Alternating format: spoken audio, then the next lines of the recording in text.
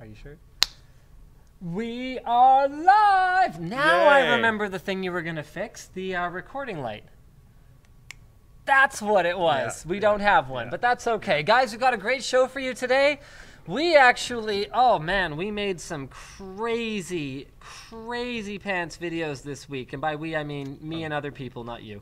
Wow. It is what it is, dude. It is what it is. But you guys did something important this week, too. That's right. Yeah. So. What up? Yeah, it's apparently didn't excite people who were reading the WAN Show title last week. You know, it's an elite few, okay? It was one of the lowest viewed WAN shows. It's an elite few in the last year. The people that care a lot, and I love you for it.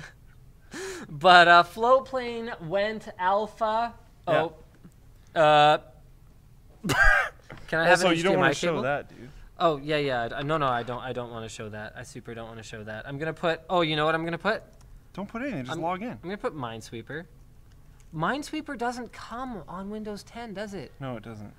That is so stupid. The Windows team at Microsoft hates fun. Why? What is wrong with them? Oh, I hate that. You got to go to the much. Xbox team for that. All right. Anyway. Oh. Uh-oh. Well, we are off to a super WAN showy start to the show today there, folks. Let's go ahead. Wait. This is the wrong one, man. That's the wrong one. Why is it called test? Why is it called test? Is it that? Okay, let's get us out of the way here. You can just click that, right? Yeah, rock on. Okay, so check this out. So I'm on my home, which the only way to navigate to home right now is to click this, which is not super intuitive. We'll get that sorted out. Don't worry. That's how most websites work. Yeah, but that's fine. The mobile one is a little weird. The desktop, that's completely fine. That's fine. I would probably. I would say that should probably be like a more kind of different kind of home. I think like maybe like actual like Floatplane home where you browse creators and stuff. Whereas like there should be like an all or something. Well, we'll figure. You know what? He and I are gonna work this out. But basically, you can see videos from creators that you follow, or you could go to the important ones. Wow. Take that, Kyle. And you can see what's gone up in the last week or so. So this is it. Like, this is actually the site. You can subscribe using credit card. It's a little, but you can. Well, okay, it's not like in the sense that like the credit card data is being handled in a way that's not it's being handled by Stripe. Yeah, like it's just Stripe. It's just like the site itself around it. It's alpha, okay? It works. It's working. But check this out. You can see the videos that we have up on Floatplane that are not yet on YouTube. So I think most of these are already up. Yep, and just so you guys know, if you have a forum account, actually regardless of if you have a subscription or not, but if you have a forum account that has a Floatplane subscription or a Bitwit Ultra subscription, you can go to floatplane.com, connect the account. We're not going to show you because LastPass is going to autofill some information. But if you go to the home page, there's a more sign-in options drop-down button-y thingy-majiggy. Click on that. Click in sign-in with the LTT forum. Connect to your account, and then you'll have access to whatever subscriptions you currently have. Oh, smart. Way to go.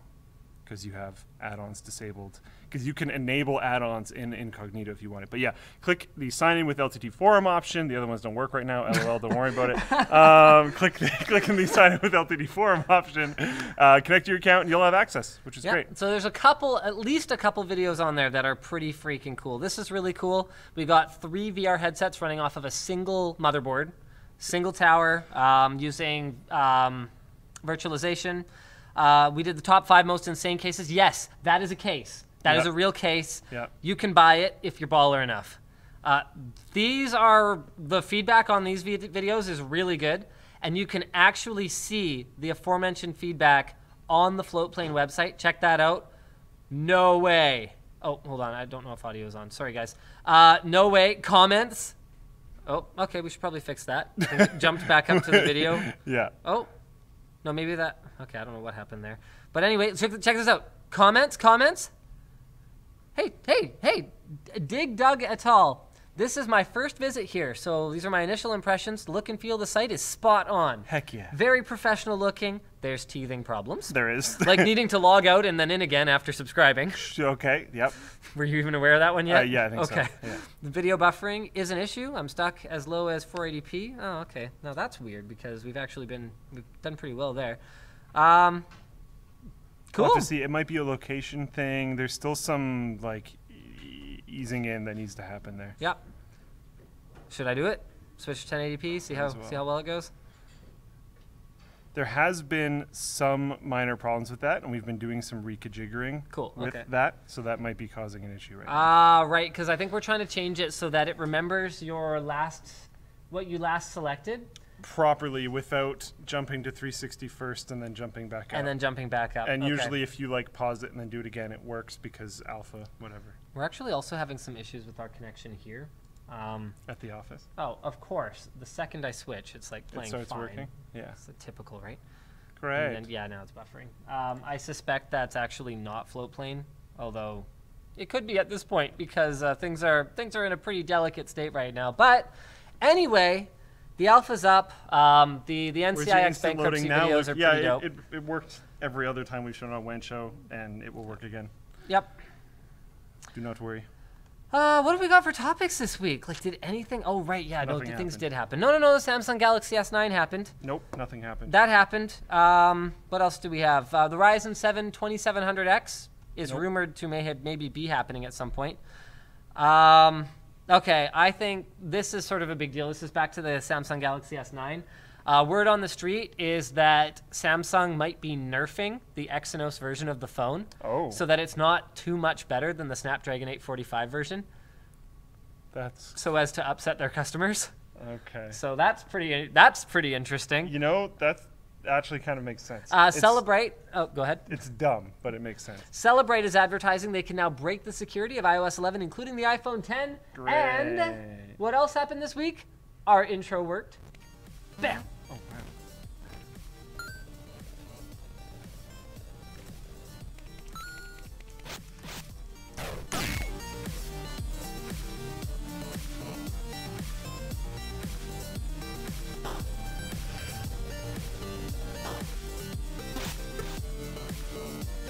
Brought to you by Madrinas Coffee. Brought to you by Synergy 2. And brought to you by Honey. I mean, anything sounds kind of weird when you say it like that, but honey sounds especially weird. Honey. Apparently the sound is super quiet on the intro. You know what? Whatever. Nice. No, Someone says they needed that for bingo. So, you know. Needed what? Your loss is someone else's gain. The I think screwed up quiet? Intro. Nice. All right. I don't know, man. All right, let's jump right into our first topic here. How would that be for someone's going to lose their bingo if we start talking about tech any sooner than like one of 20 minutes into, you know, it wouldn't surprise me. Yeah. There's a lot of stuff that happens on this show that probably shouldn't happen on this show quite so much. You know, the creator of WAN Show Bingo tweeted me. I felt pretty special. Yeah, that's good. So this was posted by Edward the Weeb on the forum. Thanks for that, Edward. There's the unnecessarily loud laugh tile. The original article is from WCCF Tech.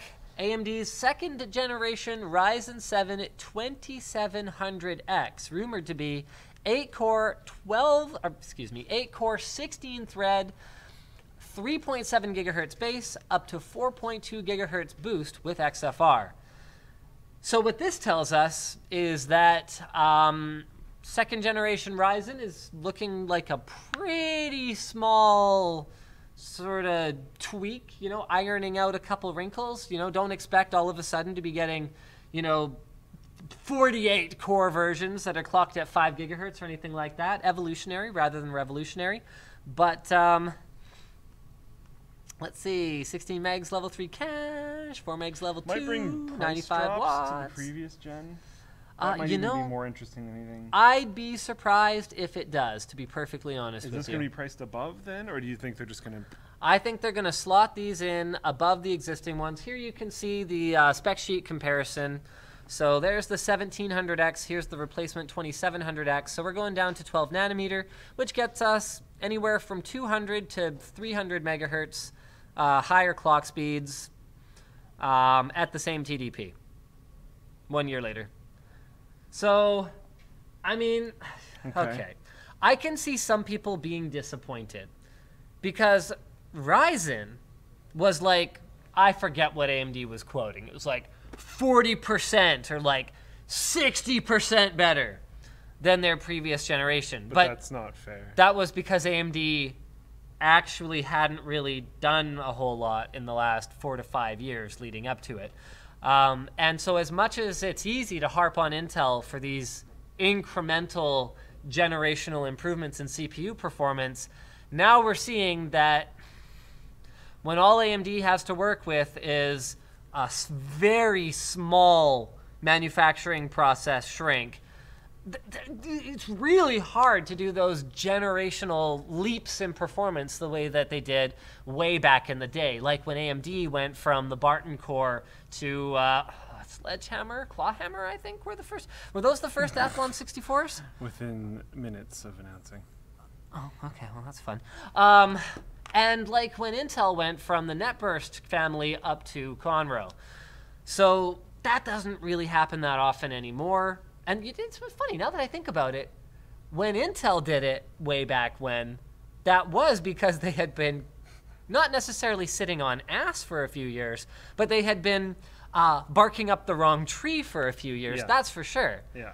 So, I wonder how long it has been since we've seen like a massive improvement. Like, where could we find the last one? Maybe it would be Athlon 64.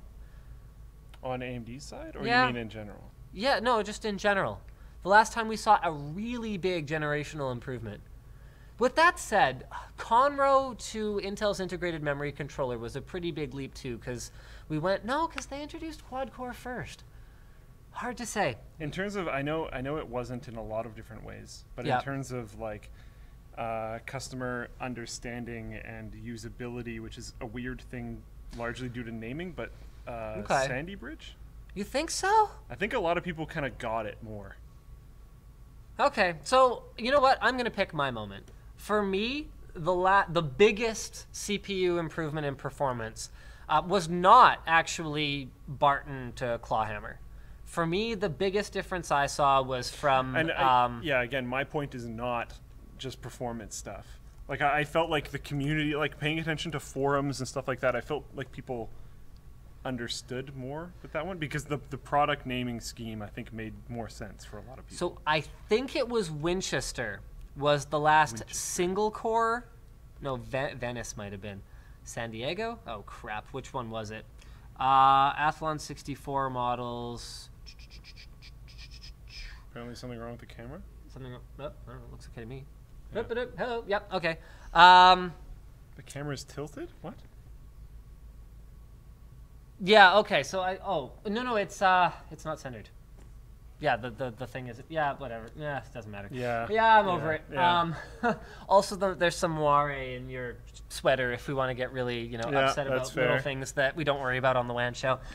So for me, the big one was going from single core Athlon 64 to, I think it was the Toledo core, going to dual core Athlon 64, because that was, it wasn't a big improvement for gaming. People because are really back upset that the camera's tilted. What are they? Sorry, just keep going. I'll be back. Oh, I think I Lordy. can see it. I can't do it myself. I'm gonna get it. Okay. Oh, Max is here. Max is coming to save us. Because it wasn't a big improvement for gaming. You got to remember that games did not benefit from dual-core CPUs back in those days. But what it was a huge improvement to the gaming experience if you had things running in the background. And it was a huge improvement to really the experience of doing anything at the same time. That was when multitasking really happened for me. And that's a really big deal, especially in terms of user experience. Yeah. Yeah. And it's like this, it's the same way. And you know, the funny thing is, I remember arguing on forums about dual core back in the day because people who didn't see the bigger picture, who just saw the benchmarks on whatever the site they preferred was and saw that in all their favorite games it didn't make a difference, those people would come out and say, you're paying literally twice as much for literally twice as many CPU cores, and it doesn't make any difference. And it's the same argument that I would have with people when SSDs were first starting to gain popularity, where they'd go, well, the benchmarks don't indicate a significant difference in performance other than like boot time, and they're very low capacity. But it feels amazing. But it feels really different, and that's what it was like then. Yeah. And honestly, since the first good SSDs, so like back when Intel launched the X25M, I haven't really had that experience again. What was the first, I'm not going to Google, I'll just ask you, you probably know. What was the first generation that Intel introduced K for their unlockable SKUs? I believe it was the 2600K. Yeah. Yeah. So this is kind of what I'm talking about. No. There was an 875K. Was there? Yes. Okay. And back then, the 875K was crap. Yeah. Linfield. Linfield. So Linfield was architecturally the same as Bloomfield, which was the high-end socket 1366 platform. I think it would be fair to say that Sandy Bridge popularized that, though. Yeah. So that was a big difference for you? I think so. Interesting. I found on forums and discussing with my friends and all this kind of stuff, people understood it a lot more when Sandy Bridge came around, and they changed the number schemes of things. It was easier to understand, like i5, i7. Really? 2600K, 2500K, K, non-K, We're taking all of that this to kind a of straw stuff. poll. We're taking this to a straw poll because It I could want to be know. my little bubble. I don't know. I want to know. Okay, so there's a couple of angles to this, but I'll get into it. Okay, Core iX, more or less confusing than before? And to be clear, if you want to understand the entire stack, it might even be slightly more confusing. But if you're like, is this one better or worse? Brr. It's kind of easy. Okay, guys, hit that straw poll. I've got that in the Twitch chat. Hit the straw poll. So, okay, so here's the problem. Within a generation and within a product family, remembering that laptop product family is not the same as desktop product family and not the same as, enterprise product family, then I can see Core i3, Core i5, Core i7 being simpler to understand. However, from generation to generation, I would argue... Oh, and it got way worse. I'm just saying with that generation, that brought people into understanding. Yeah. And I feel like a lot of people held on after that. But yes, it got messy. It was really confusing. I mean, nowadays, you'll see posts on Craigslist where people are just saying, Core i7 PC. Yeah. $300 or whatever. Terrible. You just kind of go... But we're way beyond. We're not in helpful. Sandy Bridge generation anymore. Okay. And now I think understanding has gone up as a whole. So you see that and you go, I know that's BS, and then you look into it. I think the and I know people aren't agreeing. Wow. Yeah. This is like 50-50. I don't remember the last time I saw our community this evenly split. That's crazy. I think Sandy Bridge brought the understanding of the entire industry as a community up. And I think people held on. Whether this is people saying, is it confusing in general now? Well, it's and stuff. confusing now, and it's for a sure. mess now, Yeah. absolutely. But I think like the knowledge base as a community has gone up. Okay. And you can argue like, oh, well, I was on overclock.net back in 2003, and we understood way more back then. Sure, yeah, definitely. OCN is not a good sample to pick from, though. Yeah, because you're all hardcore. You guys are not representative of the general population. All the forum dudes Yeah. probably knew what was going on. Yeah. That's not who I'm talking about. I'm going a little bit. I mean forums as in like gaming forums and stuff, not like overclocking computer hardware forums. So this is an interesting point. On a Cage in Twitch chat said something kind of insightful. LTT viewers are more technical in general, so if 50% of us see it as more confusing, regular people have no hope. I don't think that's... But what's interesting, where I'm going with this, is think about it this way. I think regular people who go, yeah, I get it, i3 is less than i5 is less than i7, would actually vote less confusing. Yes. Even if they didn't know it, but they were really confused. Or are totally wrong. Right? Definitely, yeah. So, which is what I liked about Sandy Bridge, and then they just over years of different launches and releases. Okay, so this is interesting. This is a really good point from NFSM 654. With Sandy Bridge, some of the Core i5s were dual core with onboard graphics. Yeah. So this was before Intel standardized on onboard graphics being on everything, because they were still building the iGPU on the package, but not onto the die yet. So quad-core chips didn't have enough room for onboard graphics, and the dual cores did, meaning that intercompatibility on motherboards was actually quite confusing. There was some wacky-backy stuff there. Yeah. So I still maintain, I think the overall knowledge base of the community went up. And some of that's definitely boiled into, okay, there was a really weird naming change that just happened. What's going on? Sorry, did I say Sandy Bridge? Linfield. I'm sorry, Linfield. I think a lot of it was what's going on and people talking about the differences between different processors and what threads are and all of this other kind of stuff. And like differences between threads and cores. A lot of these conversations started around the Sandy Bridge time, and a lot of people actually cared about processor specs. Right. And now it's kind of a mess. And a lot of people are interested in CPUs, but the more recent interest in CPUs has been, hey, there's competition now. What's better? Explain to me what's better. And that's because AMD showed I like up. AMD. I finally have something to upgrade to. Yeah. Woo! So it's not, I'm not necessarily saying that it was a good thing. I'm not saying I'm just saying that I think the knowledge base as a whole increased at that time. Right. And I like that. All right. Let's move on the tilt to... is back? I don't know. I don't care anymore. Let's move on to the Galaxy S9. So this was posted in the forum by D13H4RD2LIVE. Die hard to live. In the very worst leet speak of all. And there's no spaces. Yeah. But anyway. Did you notice that Edward the Weeb had your, like, cat ear, long purple hair photo thing? That was his avatar? No, I did not. It was. All right. So the original article here is from TechCrunch.com. With the Galaxy, their headline is, with the Galaxy S9, Samsung put the fingerprint sensor where it belongs. And I guess that's probably the headline because there isn't a whole lot else to say about it. I actually missed my briefing today that I was supposed to attend. Oh, no. I still don't have a device. How will we know what its specs and stuff are? But fortunately, sort of news flash for the Canadian PR team, the rest of the world is a thing, and the internet is a thing. Wow, the internet. Whoa. And so I can just read about this stuff on other publications' websites. That's amazing. Where they already know this stuff because they already had their briefings like a week ago.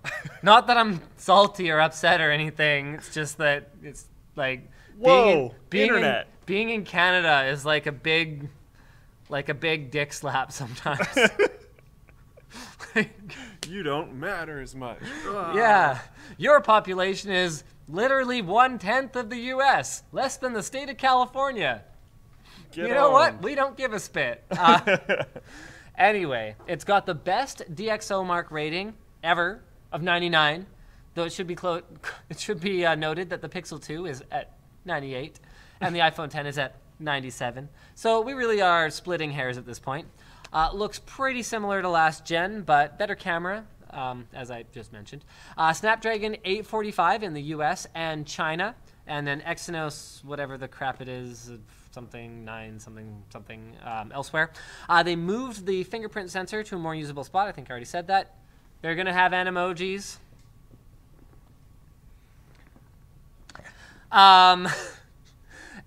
Though, to be clear, they're not normal emojis like Apple's. They're more like Wii Me's or Bitmoji. Do you remember Me's on the Nintendo Wii? Yeah. Well, I don't know. Probably the biggest Nintendo fanboy you know, Did they have it on the Wii U? Yeah. Wait, did you have a Wii? You had a Wii. Yeah. Yeah, okay, never mind. I play more Wii now than I did when it launched. It's still great, actually. I only play Wii Sports. Yeah. My son loves Wii Sports. Wii Sports is amazing. I interrupt this very compelling news about the Samsung Galaxy S9 to bring you a personal confession, something that is actually really hard for me to talk about. It's actually related to the Nintendo Wii. So, as some of you probably know, my son is about 5, and wow, he's almost 6. Holy crap. Wait, did he beat you at something? Shut up. Okay, I need to ease myself into this, okay? So, my son is almost 6, and could you maybe enjoy this a little less? I'm so excited. Sorry, continue. My son is almost 6. Shut up. Just keep going. Just chill out. I believe in you.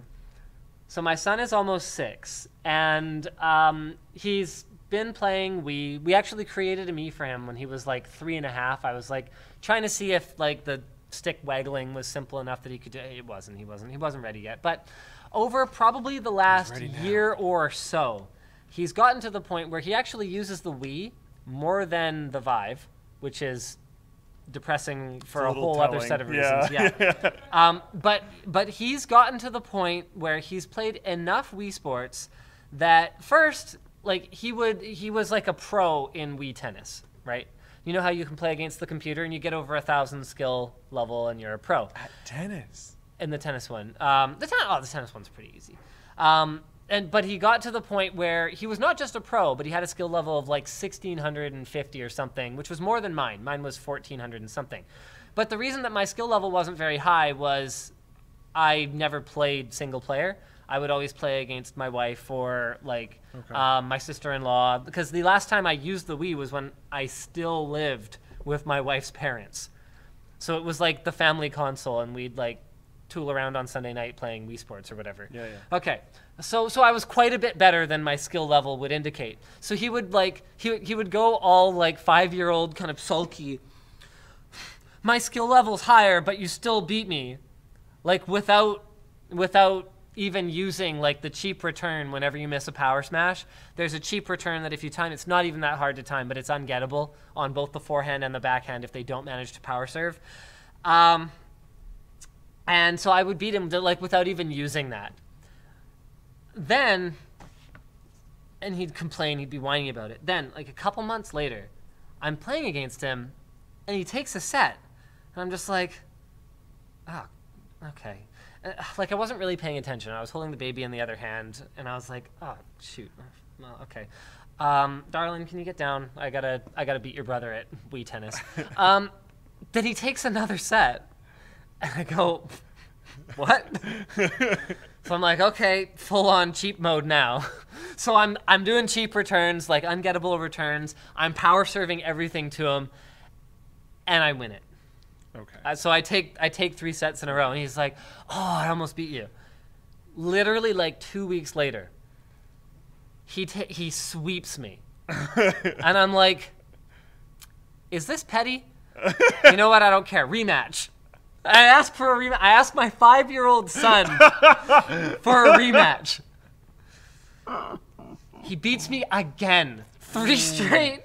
3 straight again.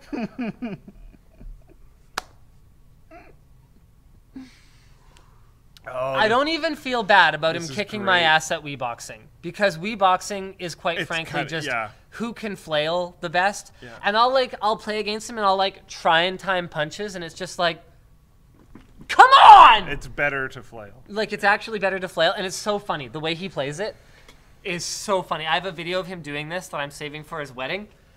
But instead of just, like, going like this, he gets his whole body going, and it's just like... So the kid will, like... He'll come out of playing a couple games of Wii Boxing, like, drenched. And I'm like, wow, this is great. Because the whole idea behind the Wii was that it was more physical. Yeah. Until, like, jackasses like me figured out that they could play Twilight Princess like this. Yeah. You know? Yeah. And, like, yeah, I'm still joystick waggling or whatever, but I'm not moving. Yeah. So I can still kick his butt at golf. I can still crush him at bowling. I actually almost got a perfect game. Ooh. I missed 1 pin on the first one, which made me feel a lot better. Then all strikes through to the end, and then I missed 1 pin on the end. So I'm actually really glad I missed that 1 pin at the beginning, because otherwise that one at the end would have destroyed me as a person. Yeah, Wii U Sports Club. Oh, is there a Wii U one? Yeah. Oh, okay, cool. Maybe I should get a Wii U. It's probably cheap. Yeah. And then what's the last game? Oh, the baseball on the Wii is just stupid. Like, yeah, he beat me at baseball, but like baseball is just a matter of like who luckily connects with a pitch, because as soon as a human is pitching, you could just throw all the cheapest garbage and it's like unhittable. Do you have the improved sensors? I don't. Oh, okay. I don't think Wii Sports is Wii Motion Plus compatible though, so I don't think it matters. Yeah. The Wii U controllers have it built in, and, and they're the same size as the default controllers. Oh, okay. Which is kind of nice. Cool. And I believe all Wii U games work with it because it's the default controller. Yeah. Okay. Well, maybe I'll get a Wii U at some point. But anyway, that was my confession. It actually happened. I was actually trying, not just trying. Already. Like I was hitting cheap shots that I knew he didn't know about. This is like playing like NHLPA 94 and doing wraparounds on the bottom. Yeah. When someone else doesn't know about it. Like that is. To be fair, that's how I was playing. Wraparounds are pretty easy to like pick up on if someone's doing it to you. Yeah. But yeah. Dude, man, like That's pretty rough. Yeah. What is the #1 game that would hurt for him to be better than you at? You know, I'm not really that good at anything. Yeah, like there's games where I just really wouldn't expect him to ever be better than me. Like I don't think he'll ever be better at a side scroller, just because that genre is not really popular. Like modern side scrollers, what, like Trine? Like that's not a. Yeah, not so much. Like there's some like really niche, like ultra hardcore. Yeah, like you could argue the Super Meat Boy is a modern-ish side scroller, but even that's like years old, and like it's a dying. It was like a. Yeah. It was like you like press down on the chest of the corpse, and it's like it's not breathing anymore. It's just like a last gasp, so to speak. Cuphead doesn't. Like I wouldn't. Yeah, Cuphead's not. That's not. It's not Super Mario World. Yeah, it's more advanced than that. There's a lot more to it. So if he were to beat me, like if he were to be better than me at like Super Mario World, I'd feel pretty devastated. But I don't expect that to happen. It would be kind of like me being better at shuffleboard than my grandparents. Like, yeah, if I put enough time into it, I could probably do it, but I wouldn't care. Yeah. Like, I'd be concerned about him if he cared that much about old games. I hear you. So, badminton. No, I fully expect him to be better than me at badminton. Starting really early. I am planning to be. When do you think that'll happen? I'm going to be paying like $75 an hour for badminton coaching for him within the next few months. Oh. Like he is going You're going prodigy level. He's going to the best badminton facility in Canada. Oh. He is going to be. It's here actually. Okay. Arguably, there's been more national level players, yeah. but there other places have done well too. Yeah. They've had good products as well. And then if he's good enough, I would happily pay for him to train overseas if it comes to that. So as far as I'm concerned, if he is not beating me at badminton by the time he's about 11 or 12, then we need to reevaluate because I'm not that good. So he's into it, yeah? He likes it. Yeah, because you've already brought him. Like, no, he's already playing a couple times a week. I knew that. I wanted to get that out of you so the Twitch chat knows that you're not just being with, like, that kind of dad. Yeah. He's already playing a couple times a week. He likes it. Yeah. I also fully expect him to be better at martial arts than me, although by the time he gets, like, a... oh, shoot. This is going to happen sooner than I had sort of thought about. But by the time he hits, like, 9 or 10 and he hits sort of, like, red brown belt, I'm probably going to have to try and get back into it so I don't get past too quickly there. But yeah, I fully expect him to be better than me at everything. If he's not, then I failed as a parent, because that's your job. Can I be like a boss along the way? A boss? Yeah. I think he's probably going to be quite a bit smaller than you forever. Have you seen his mother? But he'll be more skilled. He'll be more skilled. He'll be like the light character that you choose on the fighter screen. That's the funny thing about that is there's a reason that like the UFC doesn't have heavyweights fight lightweights. Okay. Like Chun-Li wouldn't actually stand a chance against Blanca. But the little dude that teaches me jiu-jitsu can kick my butt. So that's a thing. Okay. Eventually I'll get there. With that said, if you weren't jiu-jitsuing and you just went for a football tackle, Yeah. Does that still go down that way? Probably not. He's a very nice guy. Okay. So within the constraints of the sport, you get your butt kicked. Yeah. But speaking of within the constraints of WAN Show sponsor spots. Let's start with Synergy 2. If you have 2 computers or more and you have 1 desk, Synergy 2 is the way to go. It's a software-based mouse and keyboard sharing solution that works on Windows, Mac, and Linux computers. Is that out on Floatplane yet? Because that is a sick video. Do you know about this yet? No. We did a showcase piece for Synergy, and we were kind of sitting around going like, okay, how do we do this? Yeah, there's an export for this. I'm just going to pull it up. I don't think it's actually live on Floatplane yet, but I'm going to pull this up because it's really cool. I just want to show the demo here. But we were sitting around going, you know, how do we do a video for Synergy that's not just a shill piece, that's like actually cool? And we were like, oh, I don't know, maybe we could just do a shill piece and then it might actually be cool. And it worked out really well. Check this out.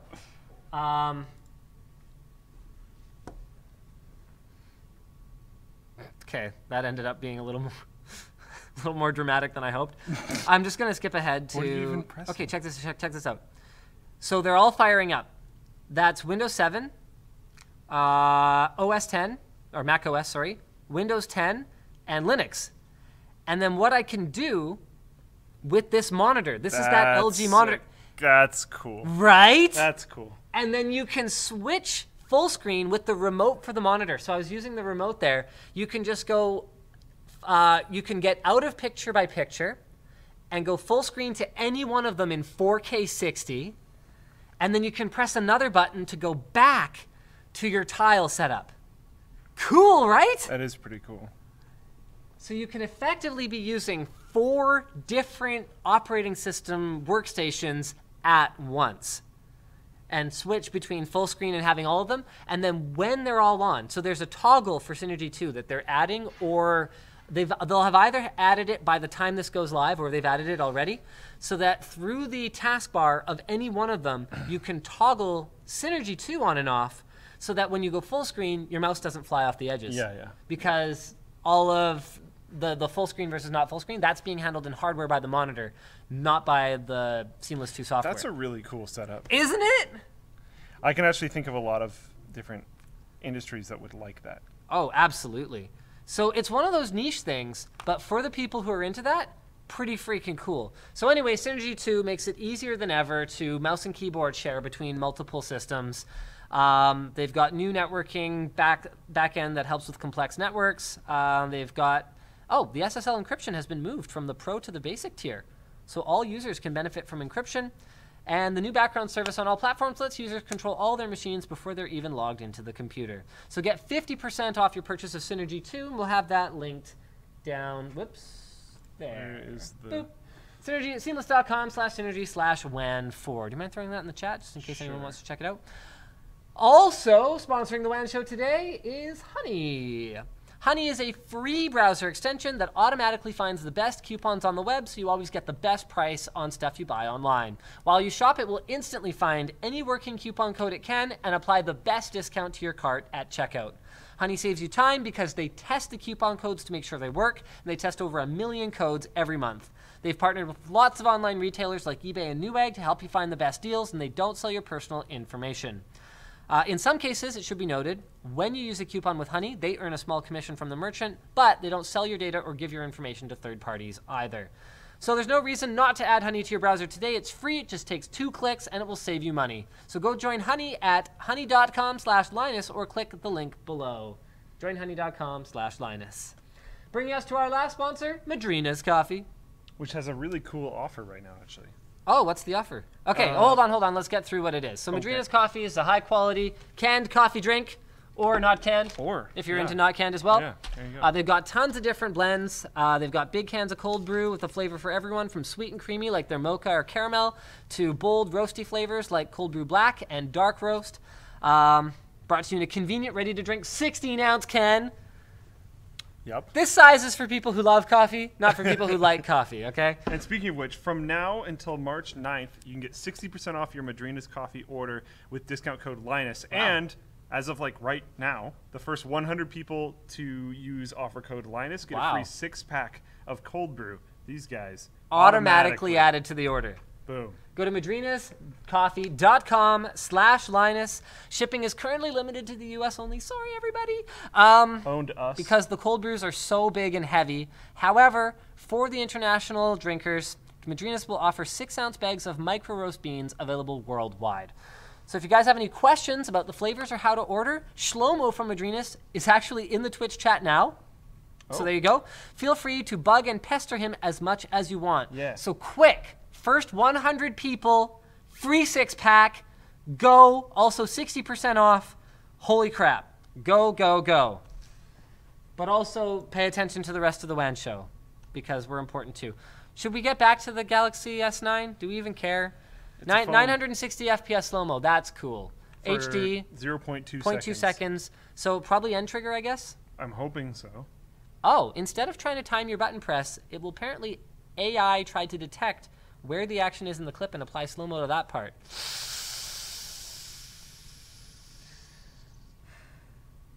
Yeah, I guess at 0.2 seconds, you wouldn't even have time for end trigger. Okay. We'll see. This is interesting. So the original article here is from AnandTech. I was just browsing through, and I don't really know how this wasn't bigger news. I mean, AnandTech called it awkward first results. That's one way of putting it. But in a nutshell, it'll be either Exynos 9810 or Snapdragon 845. And if we go down, what's the final clock speed that they'll use? Blah, blah, blah, blah, blah, blah, blah. Active, blah, blah, blah. Memory latency, etc., etc. Okay. Big little design. Here we go. Here we go. Ooh. So Geekbench 4 single-core performance. Snapdragon 845 got absolutely crushed by the 9810. How very interesting. Last generation, etc., etc. Okay, again. Oh, wait, that's still Geekbench 4, so it splits it out. PC Mark Work 2.0. So the 9810 does not crush the Snapdragon 845 here. Where is it? Yep, there, Snapdragon 845 is right up on the top. But basically, oh, thank you for that. Okay, what seems very clear, something's wrong. Oh, no! Oh! Luke was plugging in my power. Did I actually not make it? Almost got it. By like milliseconds? Almost got it. Oh, man. Oh, that was great. Oh, but no, it's fine. They can't see it. Okay. Oh, man. Okay, so clearly there's something kind of wrong. And basically, the writer checked in with Samsung. Here we go. I did get confirmation. Okay, here we go. Samsung spokesman confirmed that the demo unit was running special firmware for Mobile World Conference. So these results, because you can clearly see they're totally bunged up. Because the PC Mark score has the Exynos 9810 getting creamed by even the last generation Exynos. Yeah. Last generation Snapdragon, and of course, current generation Snapdragon. So clearly, something's wrong here. So confirmation that the demo units were running a special firmware and they might not be optimized. He's having a hard time believing they would so drastically limit the performance of the device for show units. Honestly, I don't find that hard to believe. All kinds of games get played with phone firmware for shows and even for reviewers. But check this out. Did get confirmation that Samsung is planning to tune down the Exynos variant to match Snapdragon performance. Wow. So I'm actually not sure how that wasn't bigger news, because I can see a lot of different ways that people can get upset about this, and I can't see a lot of ways where people wouldn't be a little bit upset about this. So the two ways I can see people being upset. Upset number one would be if I got a Snapdragon 845 Galaxy S9, because there's always controversy there. Yeah. And with Apple, it was even, so what was it? A10 was the first one they did it on, where they dual sourced from TSMC and then one of them was better than the other. I forget. Yeah, one of them was arguably sometimes better than the other. And it was mostly in terms of battery life where people were getting upset, because one of them was a little bit more power efficient, but it was close enough. I think it was within 5%. Like, it was close enough that you were also playing around with the variations in battery capacity at that point.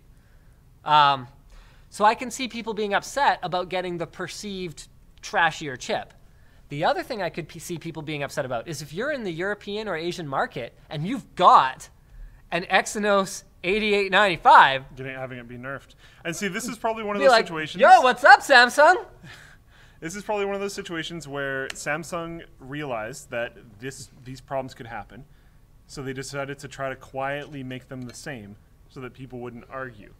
Which, you know, from a certain standpoint, I kind of understand. They're like, we just don't want people to freak out, so if we make everything the same, then it's great. But then people are going to freak out because then they should have gotten an advantage. Is this There's Samsung? no way around it. Is this Samsung kind of going, well, you know, the Canadian region probably won't care about this phone until such time as it's available through Canadian carriers, so let's just not bother briefing them. Like, is this them going, you know what? You know, outside of the U.S., Americans probably don't read, you know, non-American news outlets, so they're probably not going to, like, look that closely at the Exynos version. So, like, as long as we seed all the U.S. outlets with Snapdragon ones, should be fine. Like, is this them going, okay, as long as we keep it contained within a region, then no one will figure this out? And, you know, the mainstream consumer probably wouldn't. Is that what's happening here? Wow. I think... Okay, so I think it's been proven many, many, many times that nerds are going to figure it out. Mainstream consumer, no. Mainstream consumer is not going to care. There's an iterative number. They're going to see that it's the S9, and they'll want it if they're getting a new phone for whatever reason. Okay. I've got a lot of people asking this, and we really need to address it. I can't find the first person who asked it, but let's go down to this one. Who was it? Oh, man. Something. Okay, whatever. The question is, why? Here we go. Der Führer 123. Oh, seriously? Why did I read that? Why doesn't Samsung use Exynos in the US and China? And then another person asked, why does Samsung, not a designer and fabricator of mobile CPUs, not use their... Why do they use Qualcomm CPUs in their phones? And the answer is actually a little more interesting than you might at first think.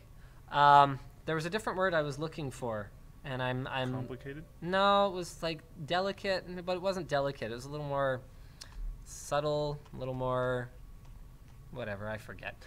So the reason junk? I'll say radio compatibility is actually one factor, but Samsung could probably figure out how to support more bands with their chipset if they really pretty sure that wanted to hard enough. But one nuanced. Thank you. That's the one. No, that was the chat. Good job, thank chat. You, chat. Nuanced. I read it in chat. I was like, absolutely. So there are business reasons for doing it. So first of all, within Samsung's different business units, like for example, their fabrication unit that also, as you guys probably know, builds RAM or NAND flash or even processors for competitors. Within Samsung's different business units, I have it on fairly good authority that Samsung Unit A won't actually get a discount compared to the open market from Samsung Unit B. So if Samsung Mobile wants to buy NAND flash for their phones for storage, they don't get like a discount compared to if Apple were buying it. It's all down to that business unit, the fabrication business unit, needing to make the best profits they can and negotiating deals based on volume, based on capacity, based on all the things that they would normally do.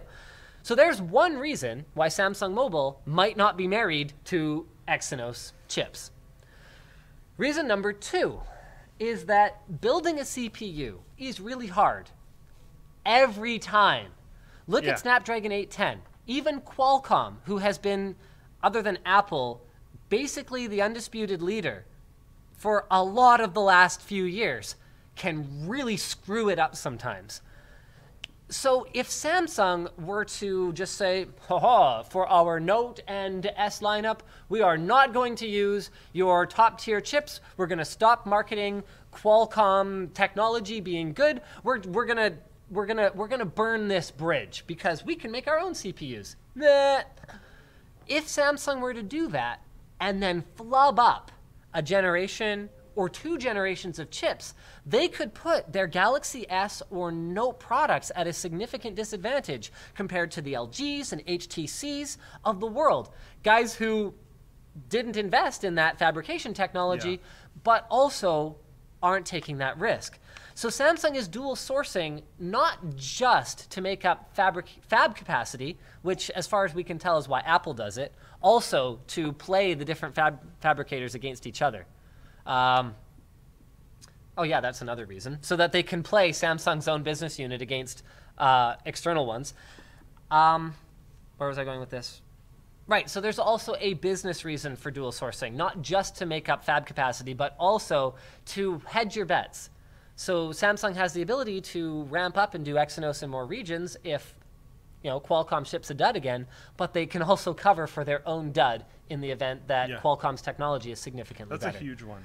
And Samsung, they can't really, okay, I'm 100% certain they can afford it, but I'm going to say in this immediate point Apparently in time, they're also legally required to use their chips in their phones. It's a 25-year-old agreement. Weird. So that's another one.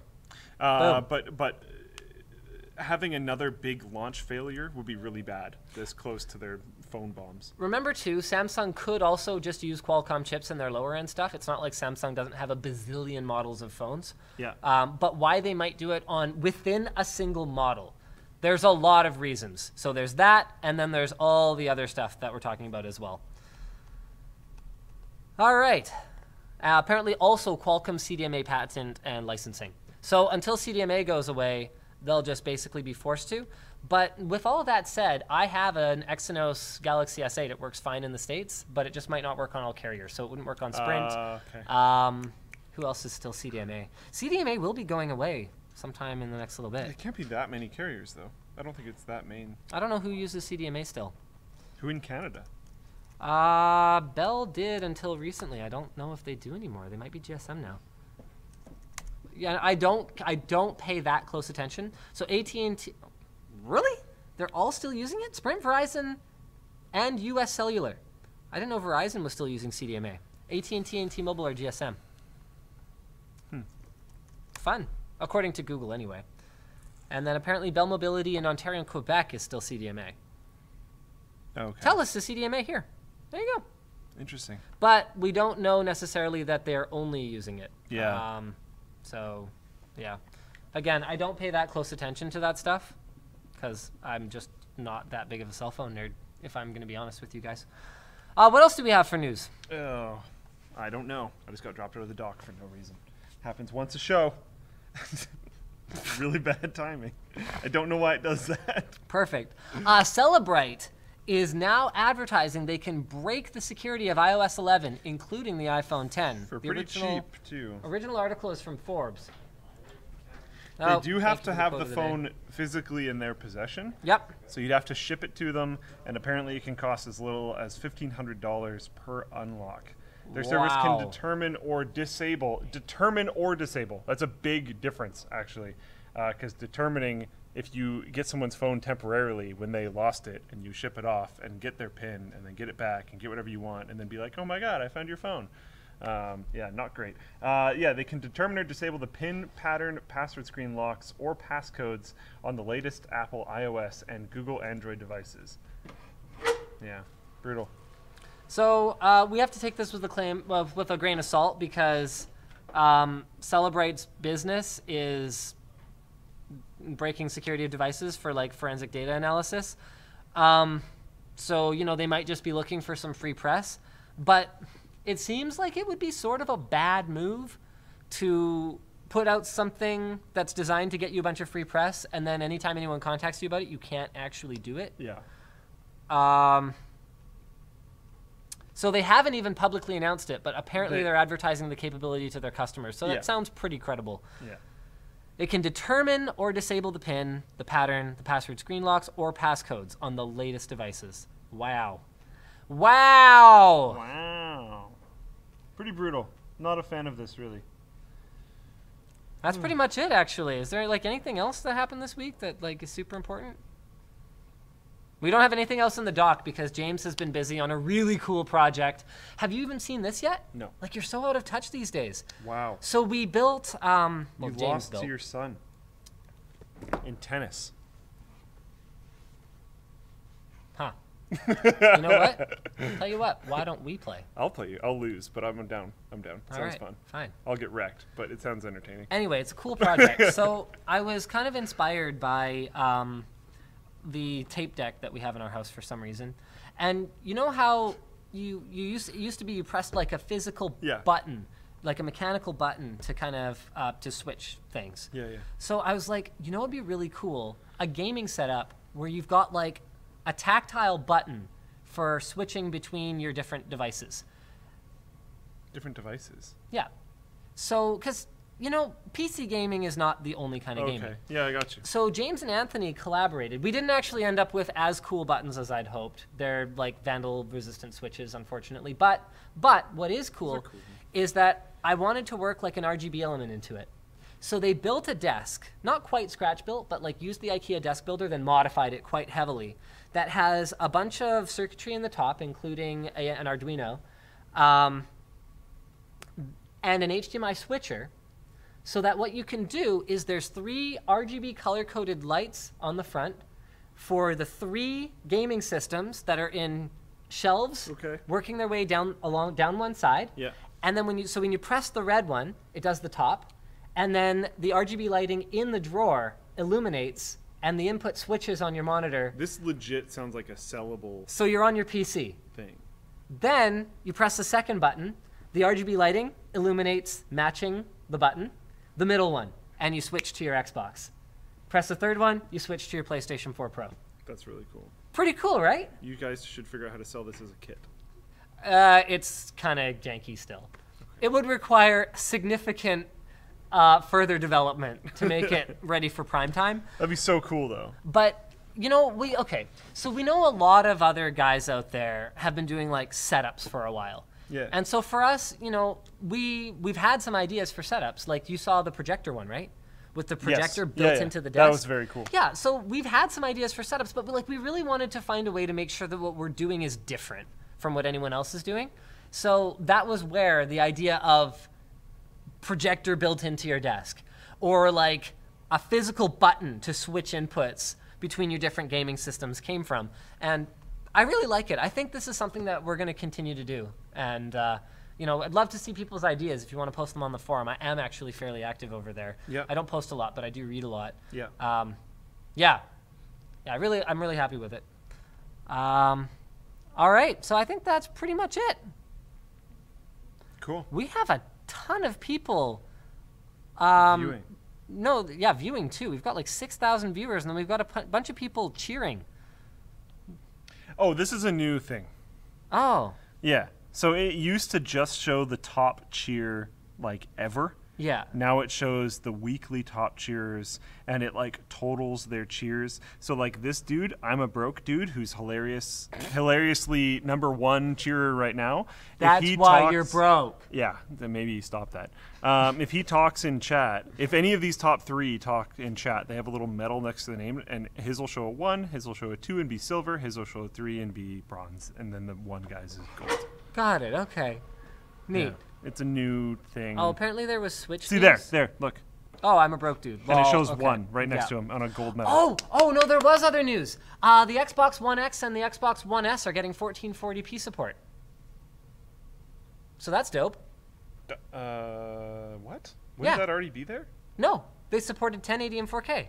Oh, interesting. So now if you don't care about 4K, which you probably shouldn't because you're gaming on a TV, so you can tell it. Oh, okay. Yeah. Okay. Cool, right? I see what you mean now. That's very cool, actually. Yeah.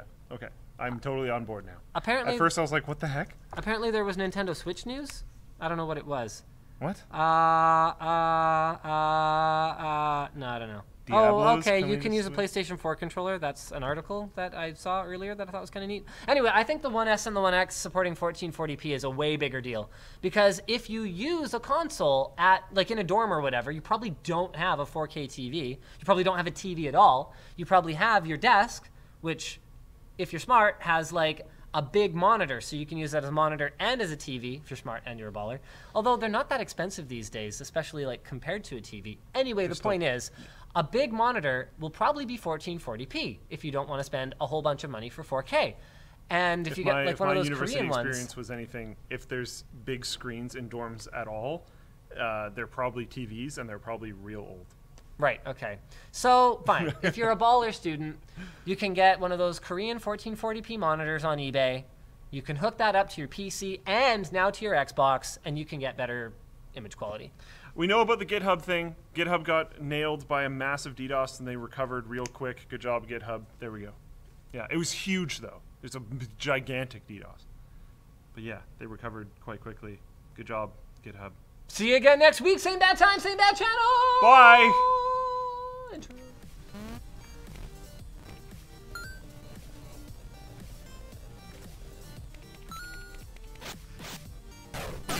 Slow-mo from Madrinas is like, yeah, we're already past the 300, so, yeah. The biggest DDoS. The greatest DDoS. No, that's just someone posting in Twitch chat. I was just reading their comment. Oh, okay. We have the best DDoS.